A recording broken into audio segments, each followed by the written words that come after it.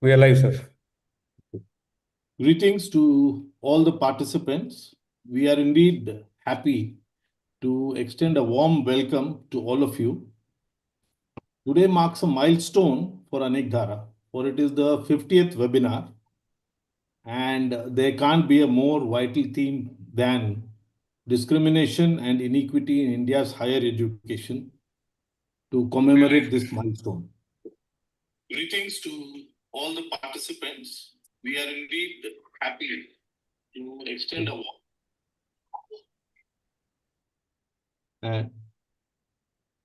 for speaking on this theme, we have the most respected expert on this subject.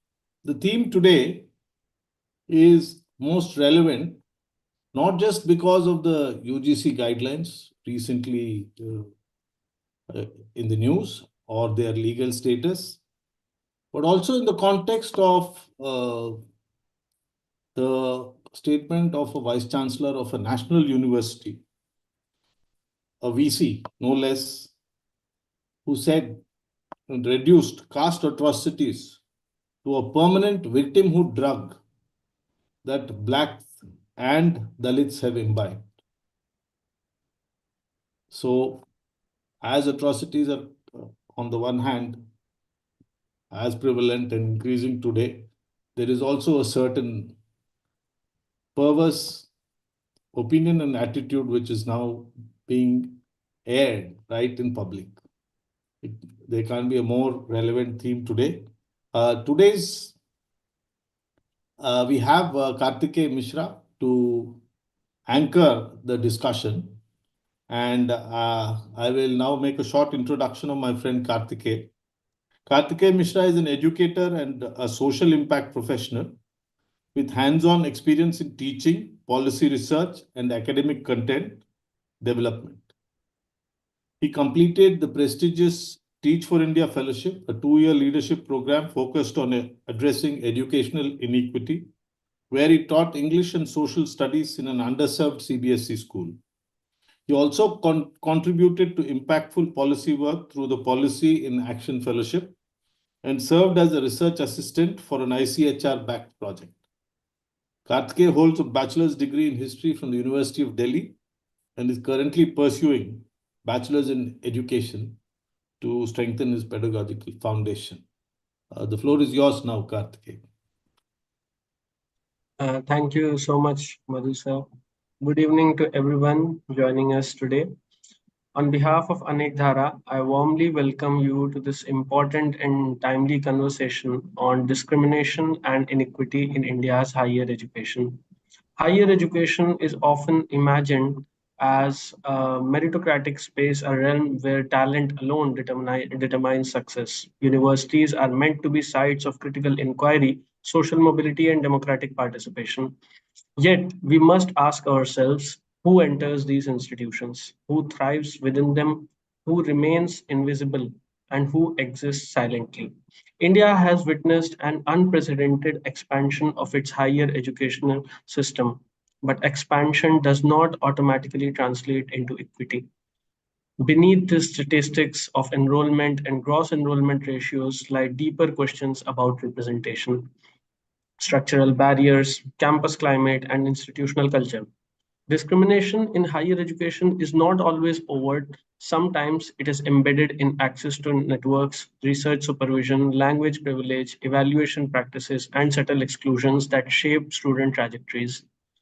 This decision is therefore not just about policy, it is about justice. It is about whether our universities reflect the constitutional promise of equity and dignity. And to guide us through this complex terrain, we are privileged to have with us a scholar whose life's work has been devoted to studying and challenging structures of exclusion. It is my distinct honor and privilege to introduce Dr. Sukhdev Thorat, an eminent economist, institution builder, and one of India's most influential public intellectuals on caste, economic exclusion, and social justice. Professor Thorat has fundamentally reshaped how we understand inequality in India. Trained as a development economist, he demonstrated with empirical depth and analytical precision that caste is not merely a social identity or a historical residue, but a structural economic reality. His pioneering research revealed how discrimination operates in labor markets, credit systems, education, housing, and entrepreneurship. At a time when many preferred to treat exclusion as anecdotal or declining, Professor Thorat produced rigorous data showing how markets themselves can reproduce inequality. In doing so, he transformed public debate from moral assertion to measurable evidence. His scholarship laid the intellectual foundation for understanding social exclusion as a policy category, one that extends beyond caste to encompass other marginalized communities. His work significantly shaped broader policy discussions that followed the Sachar Committee era, expanding the analytical framework through which minority disadvantage and structural discrimination were understood. Professor Thorat's contributions extend far beyond academia. As chairman of the UGC University Grant Commission, he played a transformative role in institutionalizing inclusion within higher education. Under his leadership, access, representation, and anti discrimination mechanisms were strengthened, ensuring that universities reflect constitutional commitments to equality and dignity. Later, as chairman of the Indian Council of Social Science Research, he revitalized support for critical scholarship, encouraging rigorous research that interrogates inequality in all its forms. He also served as a member of the Planning Commission of India, contributing to the design of policies during a period when inclusive growth became central to national development strategy. His insights helped shape conversations on poverty elevation, equity, and social justice within national planning frameworks. Importantly, he is the founder chairman of the Indian Institute of Dalit Studies, New Delhi, an institution that has produced pioneering research on discrimination and exclusion, influencing both national policy debates and international scholarship. Through this platform, he helped create a sustained research ecosystem dedicated to examining structural inequality. In recognition of his immense contributions to literature, education, and public policy, Professor Thorat was conferred the Padma Shri in 2008, a testament to the national significance of his work. In an era where public discourse often sacrifices depth for speed, Professor Thorat represents seriousness, evidence, and ethical clarity. His scholarship has influenced generations of researchers, policymakers, and students, and his institutional leadership has left a lasting imprint on India's academic and policy landscape. We are deeply fortunate to have with us today Professor Thorat, we are grateful for your presence and look forward to your insights on this pressing issue. I now invite you to address us on discrimination and inequity in India's higher education. Over to you, sir. Good evening to all of you. Am I sufficiently audible? Yes, Yes, sir. sir, you are. Okay. Good evening to all of you. Well, let me thank you for inviting me to discuss the issue of discrimination and inequality in Indian higher education system, which is very, very contemporary, although it has been there for quite some time, but from time to time it surfaces again. Now, in this particular topic, discrimination and inequality in higher education system, I will address two to three issues. The first is that does the discrimination persist in higher education institution? And if it persists, what is the nature of discrimination? Particularly related to caste, tribe, gender and caste intersectionality, religion, and at times the racial discrimination as well. So I will share with you the evidence and the nature of the discrimination in higher education institution. And then second issue will be obviously what is the impact of discrimination on education attainment, dropout, and academic performance. Uh, I will only briefly refer to the policies and then we can go for a discussion. Now, in order to have a look at the discrimination in the higher education institution, it is important that we go look back into the history and the position of these communities, particularly the scheduled caste and OBC, other backward class, and the tribal in our social system, and also the woman. Now, I did not repeat that uh, the caste system, which is the social organization of Hindu covering more than 2/3 of population, is based on the principle of inequality, graded inequality, and it involves denial of rights uh, in all sphere to the low caste, particularly the Shudras and uh, the untouchable, and also women. Uh, and the discrimination does not remain confined to uh, one sphere, but it covers all the sphere. And education is one of them. So I won't touch other sphere. Now, education is, as you know, education, access to education or right to education was obviously denied to the Shudras and the Shudras. They were not uh, allowed to educate themselves. The Vaishya and the Kshatriyas had a right to education, but they were not allowed to use education as the means of to take any profession. Uh, the denial of right to education to the Shudras and Ati Shudra and women under the caste system uh, has obviously over a period of time created intercaste and intergender inequalities. Now, the period that is referred to the origin of the caste system is the Rig Veda in the Purushutta. It is between BC 1500 to 1000 BC. So if we add that 1000 to 2025, it is all close to 3000 year that till we get the independence, there was a lack of right to education to the particularly to the Shudras and the Atishudra and the woman. This happened in the entire ancient period and the medieval period as well as in the British period. When we talk of British period, we talk of 1754-55. In British period, since some of the scheduled castes and possibly very few tribes enter into military, they had access through the schools and public school open up for the children of the person who were in the military. And Dr. Ambedkar's father, who was a Subedar major and who was a teacher and head of the school, that's how Dr. Ambedkar got an access to education in the early period. Now, the British also did not allow education to the Indians through public education institution. The Indianization and entry of the Indians to the education sector, into the public education and particularly English education, that regulation and the came in 1813, very late, 1813. But unfortunately, this 1830 regulation debarred the depressed classes, which include the Shudra and Atishudra and the woman, from access to education by law. It is only in 1855 that the education was open to the scheduled caste and scheduled tribe and to the woman.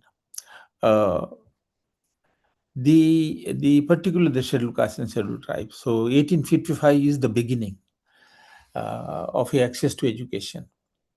But although the entry was given to the scheduled caste in the public schools and the colleges, in the school they were debarred from having an admission.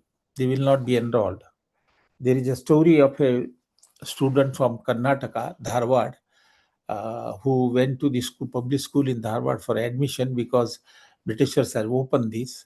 He was not allowed. And then he lodged a complaint to I'm talking of Bombay Presidency. He was not allowed and he approached the Department of Education, and Department of Education replied by saying that yes, he has a right to education, but by admitting him, if the school is disturbed or is closing down, because the high caste has threatened to close down the school, or they will not participate in the school. So they say that it will be difficult, but therefore they look for the alternative, and as a result, they started a separate school for the scheduled castes. They were called depressed class at that point of time, and also gave an additional grant to the Christian missionaries to give a entry to the scheduled caste. So that's the history of the education. This is, I'm referring to the period uh, about 1923. Dr. Ambedkar has submitted a memorandum on education to the Britishers. In that document, there is a whole history of access to education to the depressed classes. When Dr. Ambedkar appeared before the Simon Commission in 1928, he was asked a question as to how many graduates are there from the untouchable community, and he said, "I am the only one in Bombay Presidency." So you can see that as late as 1930, the education, access to education to the scheduled caste, both in public and higher education, was extremely low. So that continued till 1950, and in 1950, of course, we developed a policy for reservation in the admission, and the policy of providing a financial support in terms of a freeship and scholarship and hostel for scheduled caste, scheduled tribe, and informal policy even for the women. So that is how, after independence, they got access. Uh, but that doesn't mean that the discrimination had been discontinued. The legacy of discrimination continues in a different form, and is affect the access to education and intercaste inequality in higher education remains. Although there has been a growth, but inequality, a gap between the enrollment rate between the scheduled caste, scheduled tribe, and the high caste remain. So let me then share with you very briefly the present situation of the education attainment of the scheduled caste, scheduled tribe, and women and other group vis-a-vis the high caste, and then come to the as to how caste discrimination is just it became a source of inequality, and then give you the nature of discrimination. Now, if you the latest data on the education enrollment from the All India surveys for 2017 and 18. That is national sample survey data, because the All India survey is available, of course, 1922, but it doesn't give the breakup by caste. For scheduled caste, scheduled tribe, of course, All India data give, but the for other categories, the doesn't give it. Doesn't give the data. So I am using the national sample survey for 2017-18. It's the difference is only 3, 4, 5 years. Now, the broader trend is that we have two type of inequality. One is the intercaste inequality in the education attainment. So if you take the GR of the scheduled tribe is 3 times less, 3 to 4 times less than the high caste. And if you take the scheduled caste is about 2.5 times less than the high caste. Uh, these are the disparities in the enrollment rate which are there. OBC's enrollment rate is higher than the scheduled caste and scheduled tribe, but lower than the high caste. Muslim come closer to the OBC. The Christians and the Sikhs, they are much better off compared to the Muslim. So what you find is that there are intercaste disparities, and tribal and non-tribal, and also the religious minority between Muslim and Christians. This is the pattern of educational attainment. So the caste disparity continued, although there has been an improvement. The enrollment of the higher caste is improving at a much faster rate than that of scheduled caste and scheduled tribe. So the disparities continued. This is one. Now, the second inequality is that within the scheduled caste, within the OBC, within the tribe, and even within the high caste also, there are intra-group disparities. Within the group, these intra-group disparities are largely because of the economic condition. The economically well-off section within the scheduled caste, scheduled tribe, or OBC, and of course the high castes are better in terms of educational attainment, but compared to the economically better section. So we have what is called intra-caste and intra-tribe and intra-religious inequality. This we can call as interpersonal inequality, and we have, of course, the intra-caste inequality also, and gender inequality. Now, what is the reason for this? Why the intercaste inequality exists despite the fact that you have a reservation for scheduled caste and scheduled tribe in higher education institution. There are scholarship, post-matric scholarships started by Dr. Ambedkar in 1945-44, which continue even today, and then hostels and other facility. But the disparity still persist. The scheduled tribes enrollment rate is about 14% compared to 41% of high caste. Scheduled caste is about 20% compared to 40% of the high caste, and scheduled tribe is about 32%. So that is the gap. It's not a small gap, it's a gap. Now, what are the reasons? Now, in my opinion, the reason for this is both the caste discrimination, possibly tribal discrimination, gender discrimination to a certain extent. We don't have enough evidence on racial discrimination or discrimination based on disability in higher education institution. But we have studies on caste, tribal.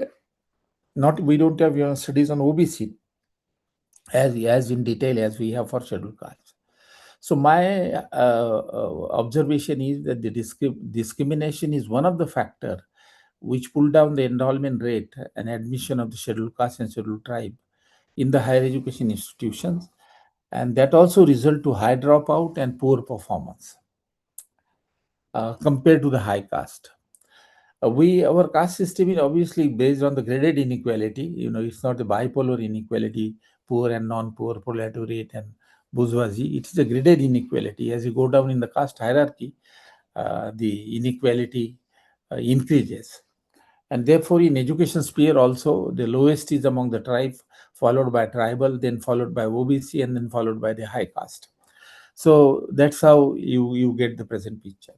Now, caste discrimination does play an important role. Now, there are methods whereby you can estimate the caste discrimination, role of caste discrimination in pulling down the educational access of scheduled caste and scheduled tribe particularly, because the data exist.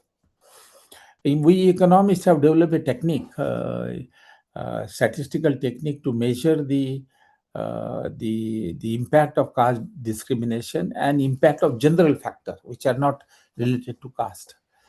This is called a decomposition exercise. This decomposition exercise, I will put it in a simple term, that if you take the enrollment rate of scheduled caste, scheduled tribe, OBC, and high caste, and then take the gap, say between the tribe and the high caste, between scheduled caste and the high caste, between OBC and high caste, or just take the scheduled caste which suffer from caste discrimination and see the difference in the enrollment rate. For example, the scheduled caste enrollment rate was about 21% in 1927-28, 17-18, as compared to high caste, which is about 42%. So almost a difference of, we can say, 22%. So what causes that difference? To what extent caste plays a role, and to what extent the poverty plays a role, despite the government policy or limitation of the government policy played a role. This decomposition exercise, what does it does is that it take the similarly placed people from high caste and scheduled caste. If we are taking scheduled caste case, exactly similarly placed in terms of their economic status, land ownership, business, income per capita, educational level of the parents, and all other, whatever data is there in National Sample Survey. So they take this same background and similarly place high caste and scheduled caste, under the assumption that their enrollment rate should be same, because they are similarly placed in terms of their economic condition, in terms of their educational background of the parent, in terms of the family size, which also affect. So if you take all those factors which are similar for scheduled caste and scheduled tribe, then there should not be, the hypothesis is that there should not be difference between in the enrollment rate. But what we find is that the difference of 22% between the scheduled caste and the high caste almost 60%, 60% or a little about 57% is explained by the general factor. That is, that your income is low, that you are landless, you are a casual labor. So general economic constraint and other constraints, social constraint, explain the difference gap between the scheduled caste and scheduled tribe, scheduled caste and high caste. But the remaining 30-35% is unexplained. It's unexplainable. And that the economies then attribute it to the caste background of the scheduled caste and caste discrimination that the scheduled caste face in higher education institution. So this is the one indirect, direct, but sort of indirect evidence as to how the caste discrimination result into a gap in the educational attainment between the scheduled caste and scheduled tribe. Now, similar exercise can be done for scheduled tribe. A similar exercise can be done for OBC and high caste. I have done that, but I am taking scheduled caste as one of the example. Now, the limitation of this decomposition exercise is that it doesn't tell you what is the nature of discrimination. It only tells you that only 35% uh, gap is explained because of the discrimination factor. It doesn't tell the actual discrimination. Now, we do have an empirical evidence then to capture the nature of discrimination faced based on caste, tribe, by the scheduled caste, scheduled tribe, and sometimes gender. The studies are more focused on the Dalit and Adivasis. We have studies. Now, let me very briefly share with you another 50 minutes or so. The studies can be classified into two categories. One is the official studies, which are promoted by the government, undertaken by the government, and other by the individual scholar. Now, it so happened that when I was chairman of the UGC, if we look at the data on the suicide, for example, and the evidence on discrimination, the decade of 2000, the 2001 to 2012 or 15, is a period where you find that there are the highest number of suicide being committed by the student in the higher education institution, and some empirical evidence also of discrimination. And the data shows that out of the 25 cases, 23 cases are scheduled caste, scheduled tribe.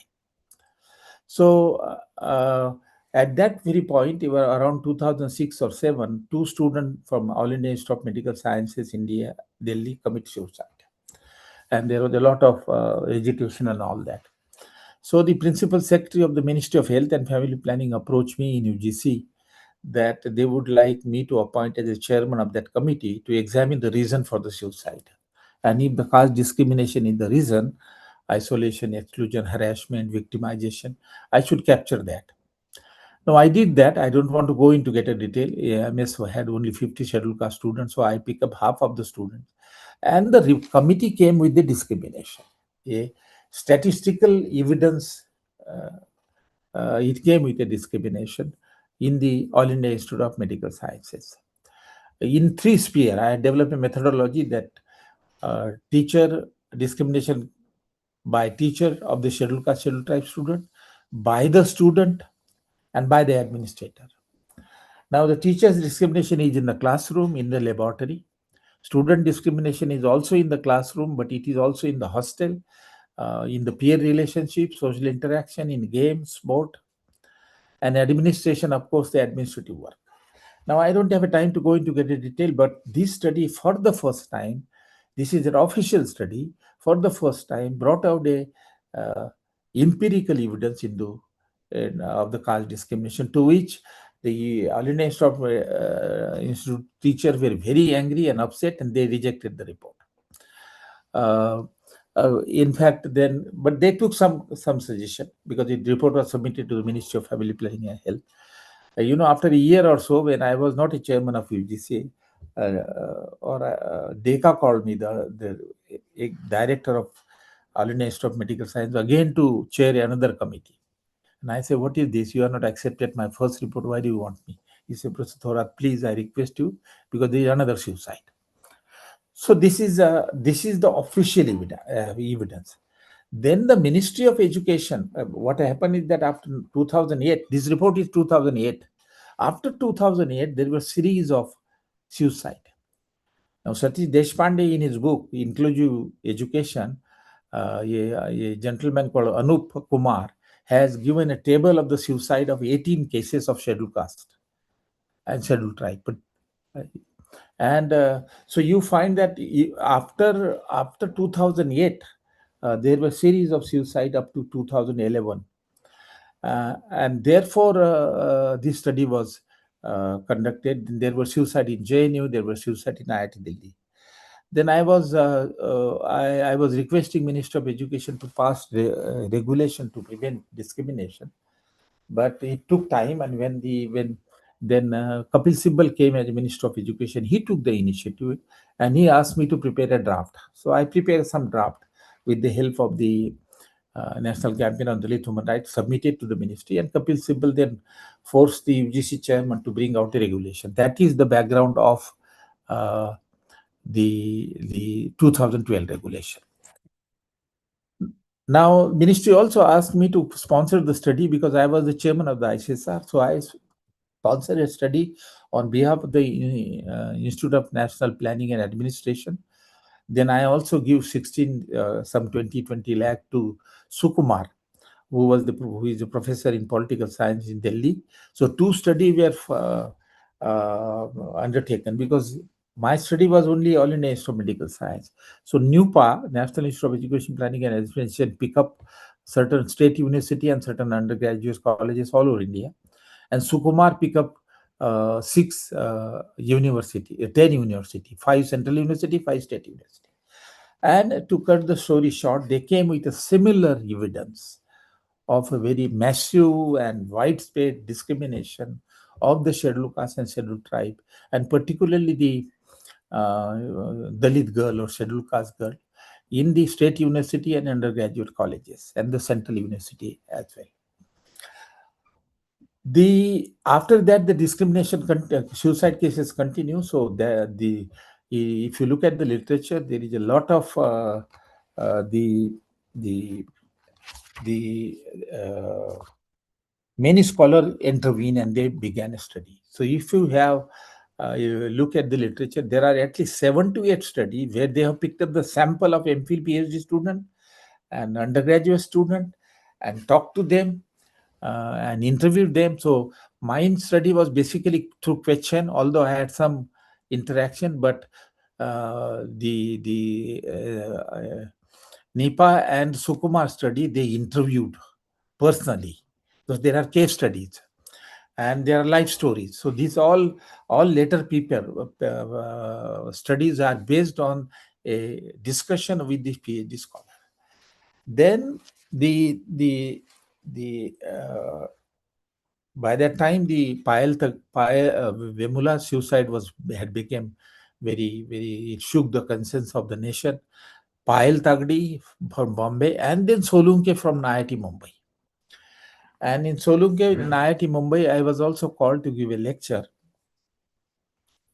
There I discovered that they had conducted 3 surveys, and they are so good surveys, as a matter of fact. And they bring out the very detailed insight about the nature of discrimination. Now, put this finding of the scholar about the nature of discrimination, they come with a similar finding. But they can be classified into 2 categories. One is that the denial of equal opportunity. The opportunities that you provide for the high caste student, you, one form or another, you deny those opportunities to the scheduled caste, scheduled tribe, and Dalit girls.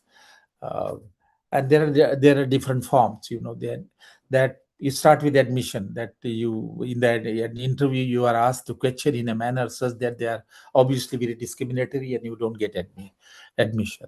Once you are admitted, then this study came out, all the study came out that the denial of equal opportunity, of course, happened in admission, it happened in classroom. As far as the teachers are concerned, they don't give enough time to the scheduled caste, scheduled type to student. They do not get enough time in laboratory. This was pointed out by my study as well. Then there are differential treatment in the hostel, in the mess, in the game and sport. So these you can see that they are not treated equally and they lack equal opportunity. But most important aspect of this individual study was because of they interviewed every student and got the insight of the nature of the discrimination and also focus group discussion, they brought out another aspect of discrimination, and that discrimination aspect is harassment, victimization, contempt, and hate. These are the features which clearly came out in all the sample studies. This is by Anupam Singh. Then there are Anurag.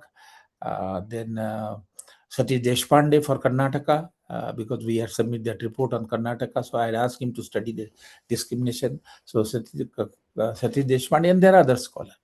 Now, this quality, and especially the Bombay, IIT Bombay, what is the nature of this discrimination? And this is shocking, that how caste replicate in educational campuses, sometime in a more worse form.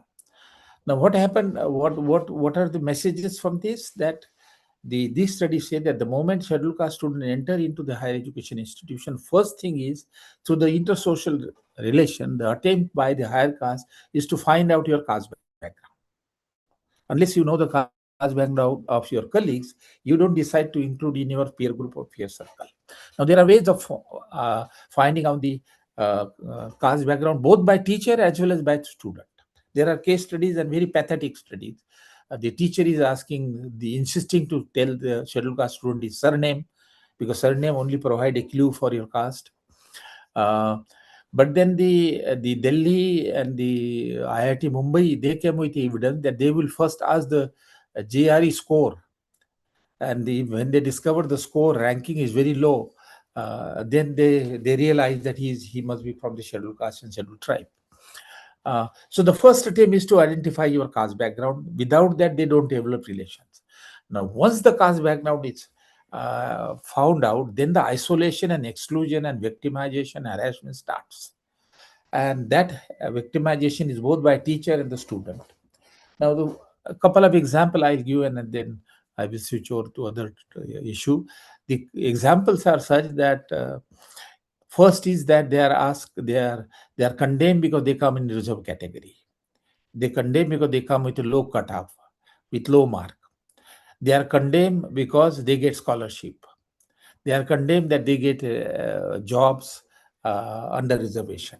Now, this condemnation and victimization, the kind of word that are used, that you are a quota person, you are a category person, you are a son-in-law of the government, and all kind of contemptuous words are used very openly, which influence the scheduled caste and tribal student very badly. Now, I can give you two example of Dalit woman, because women and the caste discrimination intersect each other, and women face a lot of discrimination. Student also face, because the suicide cases have revealed us quite clearly. The Chandigarh case of the student, that he was a medical student and very brilliant student. He used to pass in all the subject, but it was compulsory for a student to clear the social medicine and preventive medicine. Without that, you don't get admission to the postgraduate. The teacher has failed that fellow, one student, for several times, and threatened him also that he won't clear. So he commits suicide. Uh, so the this kind of discrimination is very open. But I give you two cases, that the IIT Mumbai survey, which is a private survey, it is not disclosed, but they gave it to me, is that the student will call the girl, scheduled caste girl, have you come under quota, or you have come from Kotha? Kotha means prostitution's place.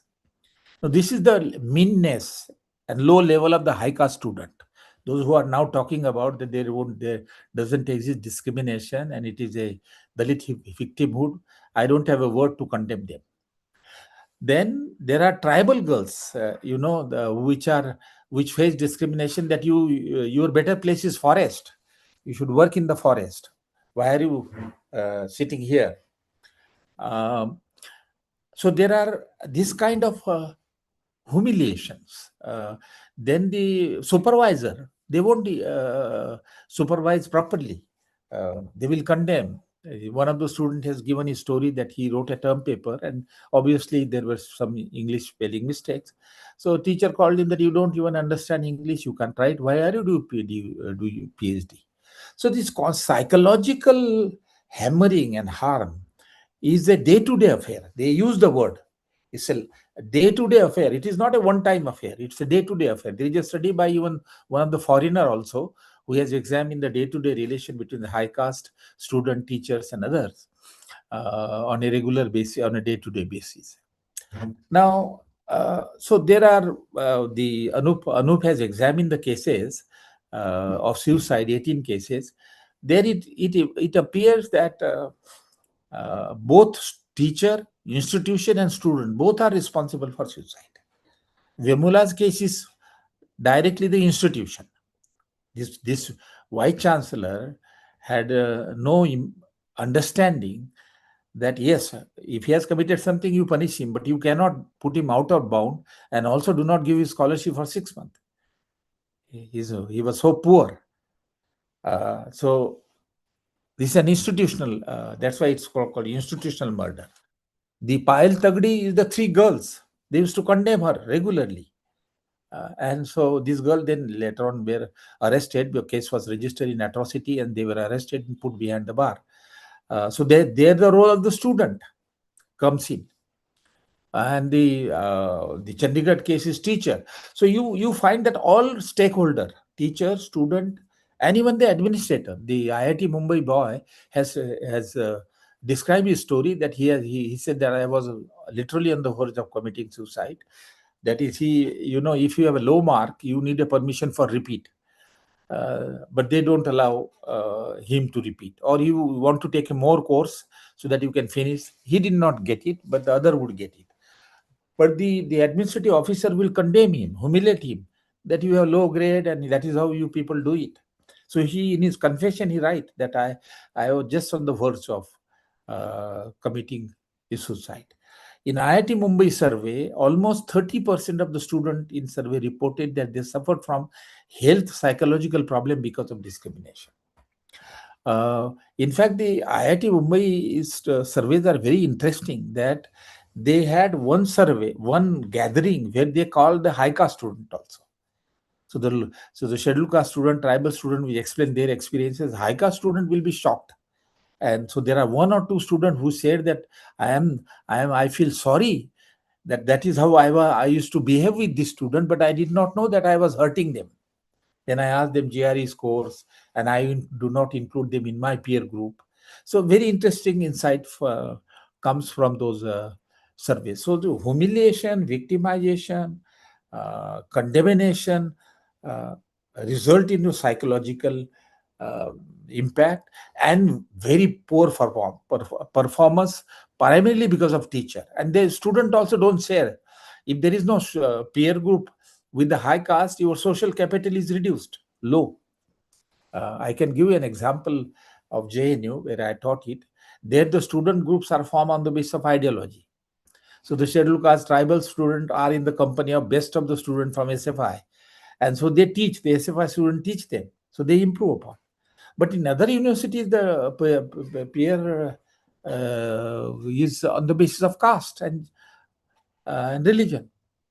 And then the discrimination in hostel is also very terrible. In All India Institute of Medical Science, the distribution of the room is random. And if the scheduled caste student land in a wing where predominantly there are high caste, he is harassed, he or she are harassed. So over a period of a year or so, when they is under the facility of change in the room, the scheduled caste student will change in the room and they will get them segregated into one particular wing. That is because of discrimination. In Rajasthan, there are caste-wise hostels, and scheduled castes do not get admission in those hostels. Jat, Thakur.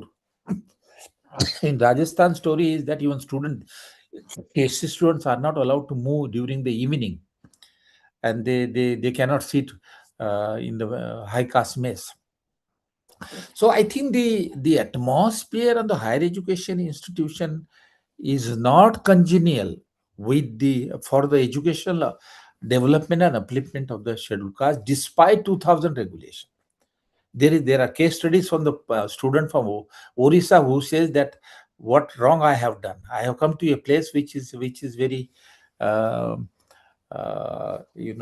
atrocious place. That is what he says. So to summarize that the impact of all this discrimination which affect them psychologically, that the higher education campuses are not harmonious and humanitarian and compassionate for these students. As a result, it affect their academic performance. It result into high dropout, long duration period for completion of degree, and uh, lower mark. And ultimately, in some of the cases, of course, they are pushed to the wall and they commit suicide. So I think the problem of the discrimination is a very serious problem. Unfortunately, what has happened is that there are laws against discrimination, sexual violence, discriminate workplace for the woman. There is a law against disability. There is a law against Untouchability Offence Act and Atrocity Act. But they don't cover education. Only Untouchability Act mentioned the discrimination in education and nothing. This multifaceted discrimination on the higher education campus is not covered. And that is the reason why 2012 regulation came. And then it was revised on the petition of Vemula's mother, Payal Tyagre's mother, and then the Indira Jay Singh and the Isha Wadekar who took the case. They make the recommendation for improvement of the 2012 Act regulation. Supreme Court asked UGC then improved it upon, although it suffered from many limitations, but improved upon, to which there has been a protest now. Now, I think these are some of the points I have to share with you. Now, there are policies, of course. Now, policies are fortunately for admission, to give a fair share in the admission. So, reservation policy in education institution at least take care of the fact that in admission they will have a fair share in proportion to the population. Uh, for scheduled caste, scheduled tribe, and OBC. For women, it's not there, but for three group, it's certainly there. Now the new forms of discrimination, new groups are also being covered. Muslim face discrimination. There is a paper of Muslim OBC women which face the similar discrimination, very victimized sort of behavior. Then there is a study on the student from the North Indian state. So they face racial discrimination. They are called chinkies, their food habit and all that. So there is the discrimination is now going beyond caste and tribe to the religion and to the race, also the color, language. So these are the so we have taken care through the reservation of at least discrimination in educational institution. But after you enter in the educational institution, real discrimination start through the interpersonal relation. And there no law talk about it. Therefore, the 2012 regulation. So that was the lacuna. But there are problems with this law. They can be discussed later on. I think this should be, I will stop it here.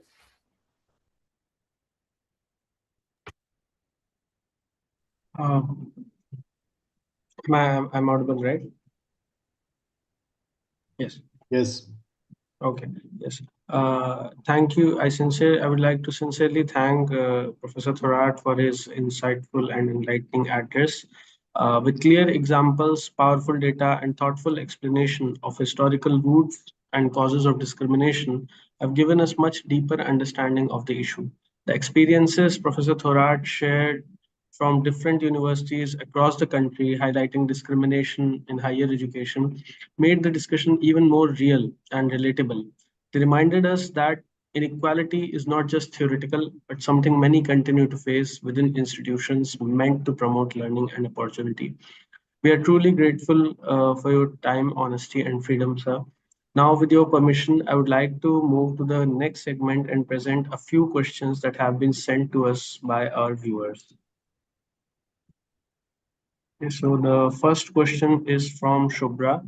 Uh, she asks if home is the first school and the mother is the first teacher, how do we ensure that the constitutional ideals of equality, liberty, fraternity, and human dignity become a child's lived more instinct, helping build the egalitarian idea dreamt of by Ambedkar and Gandhi?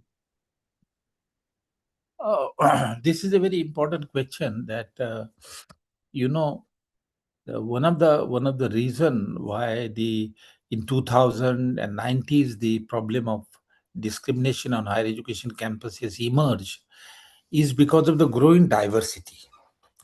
There is a massification of higher education wherein now the scheduled caste, scheduled tribe, OBC, girls, Muslim girls, they have began to enter into higher education campuses. Now the student comes with their prejudices and their views and values about other. Now these values and norms are given to them in the family. So through the process of socialization and in the society, they remain within their own high caste society, so they learn the same thing there. So the family and the nearest civil society organization are the agencies which develop certain values which are not in conformity with the constitutional, and therefore when they enter into the education institution they are reflected uh, there. They form their own group, and then uh, one group vis-a-vis the other, that kind of things emerge. Now what is the solution? I think solution is that uh, the there are other countries which have taken some certain steps in this direction. The 2016 regulation talks about certain things, some measure for sensitization of the student. For example, the lecture by head of the department in the beginning after the entrance exam, after the entry, talking about this regulation and all that. Also, there is undertaking is taken from the student, and he or she will not practice inequality or discrimination. And then the posterization in the workshop. But this doesn't help much. I think what USA and Japan and other countries have done is that they have introduced the civil education uh, in the curriculum through courses. And in that course, they discuss the problem of poverty, inequality, discrimination, religious differences, and all that.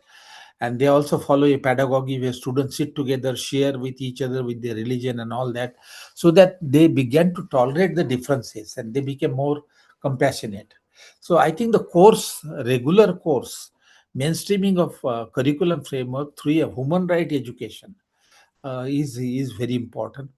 I, as a chairman of the Karnataka Education Commission, we have recommended a course, Constitutional Moral Education, for undergraduate and postgraduate, where the Constitution is being taught, the problem of society of discrimination being talk about scheduled caste, scheduled tribe, women, and all that, so that at least you make it a compulsory, so that you can sensitize the students.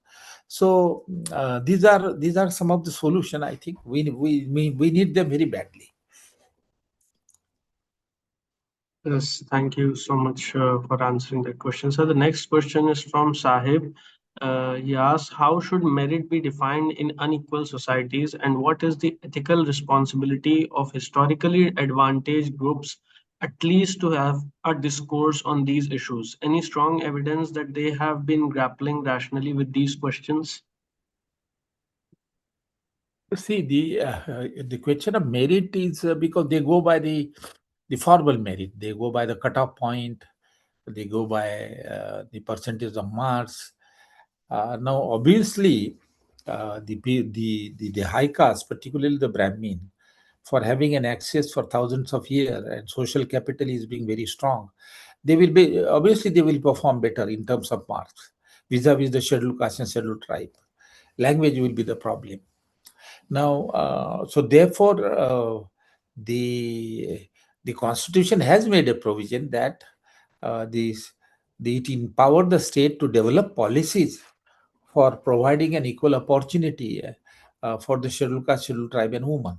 So there is a justification that uh, with a lower cutoff point, this student should be admitted.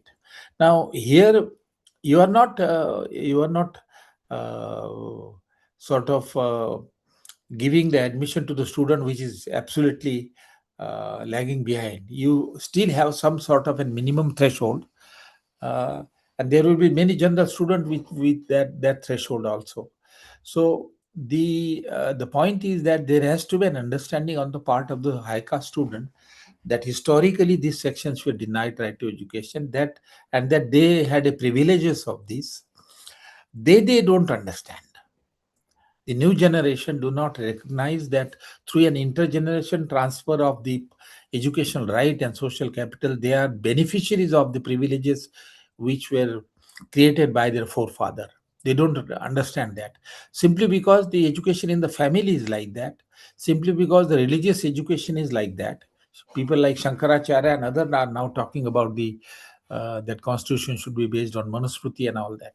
So there is the rising trend towards the Brahminization and the privileges of the high caste. It's very difficult. That is why you find the student on the protest. That girl is talking about supporting Brahminization. The other girl is saying that we have not given you water for 2000 years and all that. So very ugly kind of attitude being projected. The point is that it is because of the lack of education. There has to be a education, the moral education, the civil education, and also democratic engagement. By democratic engagement means that in USA, when a student is doing this course, compulsory course, he one of the assignment is that he go and visit back locality. As a result, he is able to see their poverty and miseries. Now that is not happening with the high caste here, high caste student here. So we need a very massive program of uh, education in the higher education institution. Japan has done that. Japan is number one country which have mainstreamed the human right education and developed several techniques, particularly for school education. Thank you so much, sir. The next question is from Shesha Rao. What do you think, purely based on facts, whether the present central government is serious in protecting the interests of SC, ST, and OBC students, or evidence proves that the talk of the government is just a smoke screen and action does not match the talk? No, no, we cannot say, we won't be able to say that government is against scheduled caste or OBC or other. But there is one point which is very important, that some of the facilities which were created for the scheduled caste, scheduled tribal women, they have been reduced quite significantly. Number one. Number two, if you look at the new education policy 2020, there are several measures for quality improvement which will have an adverse impact on the access for the scheduled caste, scheduled tribe student. The idea of having an unitary university in place of affiliating system, the suggestion for 4-year bachelor. 4-year bachelor will directly affect the poor because he or she will have to spend 1 more year. Or national test. National tests are not very helpful for the economically weaker section. These are biased for the economically better section who go for a tuition, get their capability improved, and just technically they get more marks. Entry of the foreign universities, which are very expensive. Expansion of the private sector, which is very expensive. So I do not get an idea, a feeling that the new education policy, the government had shown a sensitivity towards the student, which are economically disadvantaged, socially disadvantaged, and the impact on them. And I think the impact has begun to be seen in an adverse way now. Yes, sir. The next question is from Ms. Nagmani. She asks, how can delays in disbursal of freerships and scholarships be prevented and timely disbursal be ensured? Is the proliferation of private universities is an opportunity for inclusion or increased exclusion? And how can we counter the right-wing crassly discriminatory Brahmanical wave sweeping higher education? And one more additional question is there, does NEP lay the foundation for exclusion in access to higher education? Well, last question I have already answered. Yes, yes. Uh, the first question is, could you repeat it again? Yes, first. sir. The first is how can delays in disbursal of scholarships Scholarship, be I understand. prevented? Yeah. Yeah, Okay. you are very right that there are post matric scholarship, and for the scheduled caste and scheduled tribe there are scholarship for women and there are general scholarship. The post matric scholarship for scheduled caste, scheduled tribe, and even other, these are scholarship not only for tuitions, but they are also maintenance scholarship. Student pay the rent. Student they arrange their meal. Now, if there is a maintenance scholarship, then in that case, this should be distributed on monthly basis. You are a government employee, you get a monthly salary. If you are not given for a salary 2 3 months, you will be in trouble. But this government is so insensitive that there is never a release of the scholarship on a monthly basis, or even the scholarship get after 6 months or 1 year. By that time, the student gets drop out. So I think the administration of the scholarship is a issue. And I'm not talking of the Ministry of Education. The Rajiv Gandhi Fellowship that I had introduced, which is a national fellowship, and other fellowships are managed by the Ministry of Social Justice and Empowerment, which work for the student belonging to scheduled caste, scheduled tribe. They also do the same thing. So I think the mismanagement of scholarship is one of the reasons why there is a dropout. What was the second question? The privatization. Obviously, the privatization is going to reduce the access of the economically disadvantaged student from every community to the higher education, because the fee structure is very high, several times higher than the government and the private aided institution. There is a data by National Sample Survey on the expenditure incurred by the student, and there are no proper loan facilities also. The other countries have set up a loan foundation, public loan foundation, where they give the loans and you can return it after you get a job. Here there is no foundation. I had made a recommendation. Here you take a loan from the commercial bank, only the government will guarantee the give subsidy on the interest. So I think, and now the funding to the higher education institution have been reduced. They are required to borrow, take the loan. A crazy policy. So I think the privatization is obviously going to reduce the access, but there is other impact of the lower access to the private institution is that the most of these private institutions are professional bodies, professional education, engineering, medical, and other management, and there the employability is very high. Now, insofar as the scheduled caste, scheduled tribe, lower income group will have a less access to the private institutions, their employability will be low and unemployment problem will be much higher among them. Okay, sir. I think that answers the question in detail. The next question is from Mariam Karal. She asks, school teachers need continuous workshops not for academic reasons alone, but for social reasons too. Your comments on that, please, she asks. No, there is a division and discrimination and prejudices in the school sector as well. And I think the best example is Japan, that they have mainstreamed the human right education right from the school, first standard to ninth standard, 10th standard. And they teach the student, but they do not teach formally. The teaching varies from first class to second to third and fourth. It varies, but they bring the student in a group, they discuss, uh, and then most deprived sections are brought into the center of the discussion and attention. So you have to have a policy against discrimination, prejudices, and favoring the economically poor section.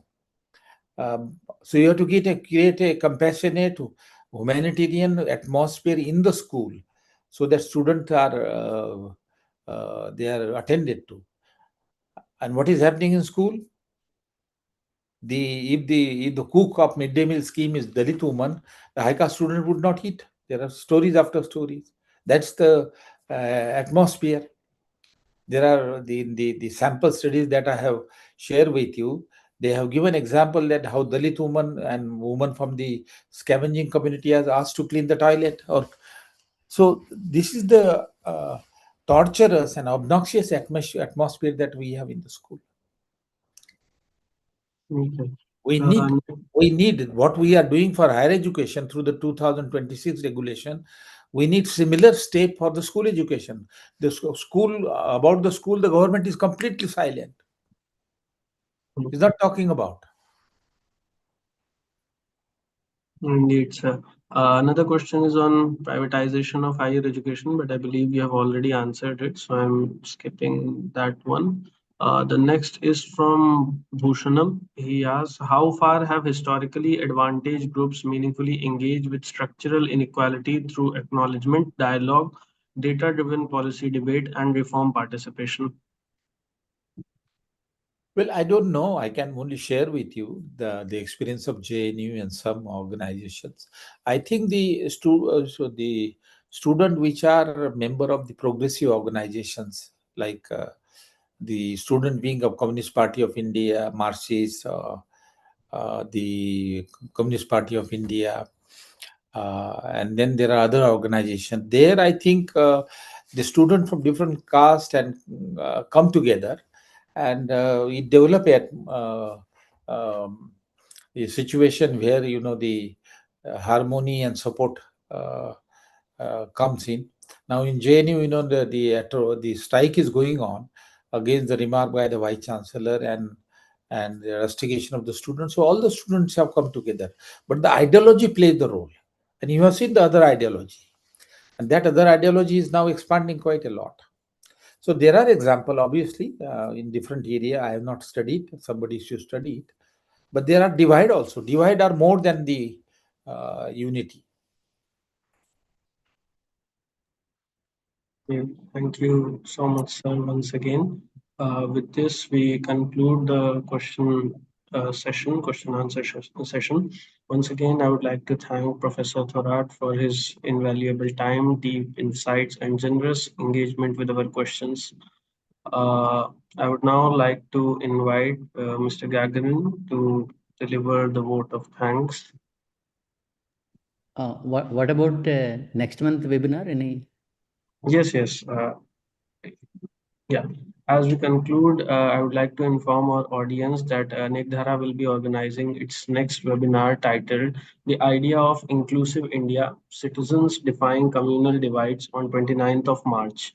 We hope you will join us again for what promises to be another important and engaging conversation. Over to you, Gagarin, sir. Yeah. Thanks a lot. In fact, it is a very enlightening session. On one side, standing sections suppressed from millennia and deprived of things which make a human being a human being. And on the other side, the privileged and the recently elevated Shudras who are in some sort of willing, unwilling limbo, whether we could become a united brotherhood and a great nation again or not. Thanks a lot, Professor Sir, Professor Thorat Sir, for bringing out facts in so emphatic, at the same time, empathetic manner. And Anekdhara is grateful to you, sir. Anekdhara thanks the discerned participants whose support is the lifeblood of Anekdhara. Kindly keep participating in the similar fashion and also kindly bring as many educated persons as possible to the portal of Anekdhara. We thank our core committee, our advisors, and young enthusiasts like Nayanthara for making nice poster and other logistical support. Anekdhara thanks our technical expert Sadik, without whose presence we could not do anything on the web. Kartikeya is really the true sheet anchor of today's webinar, and we thank him profusely. And all the people in front and the background, we thank sir and thanks a lot. Okay, I will leave now. Yes, sir. Yes, sir. Okay, bye. It is really Thank a you, sir. great session, sir. We are really grateful to you.